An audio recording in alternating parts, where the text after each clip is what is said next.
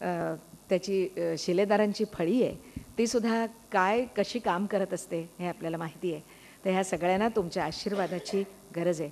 प्रमाणापेक्षा अधिक हालचाल सुरू झालेली आहे. याचा अर्थ निवेदकाच्या नजरेला असा एक मिळतो की ज्यांची आपण वाट पाहत आहोत त्यांच्यापैकी ती मंडळी आता इथं येऊन उपस्थित होतील. तेव्हा काही क्षणापुरती मी आपली रजा घेते आणि आपल्याला सांगते की कार्यक्रम थोड्या वेळातच सुरू होईल. धन्यवाद.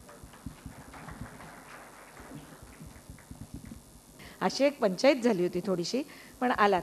अर्थात ही पंचायत काही आपण करत नाही आहोत. रहदारीनं ती चोख काळजी घेतलेली आहे आणि पावसानं त्याला हातभार लावलेला आहेच. असो, ही जी सगळी गणमान्य व्यक्तिमत्व इथं आलेली आहेत. अजून कार्यक्रमाला थोडासा वेळ आहे, तर मी असा विचार करते की नंतरच्या कार्यक्रमामध्ये माननीय केंद्रीय कृषी मंत्र्यांच्या एकंदरीतच गजबजलेल्या अशा दिनक्रमामुळे आपल्याला खूप वेळ मिळणार नाही. पण मी या व्यक्तींना इथं बोलावते आणि त्यांचे विचार त्यांना मांडायची एक विनंती करते. सर्वात पहिल्यांदा विश्वकोश निर्मिती मंडळाच्या अध्यक्षा ज्येष्ठ लेखिका डॉक्टर विजया वाड यांना मी व्यासपीठावर बोलावते.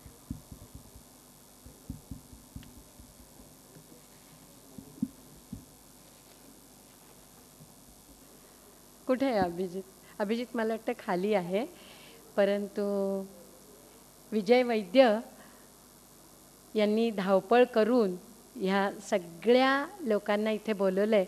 मी आज पुण्यामध्ये होते, म्हणजे वाईहून विश्वकोशाच्या मीटिंगनंतर पुण्यात आले. पुण्याला एक नकाशाची मीटिंग केली आणि मग इकडे आले.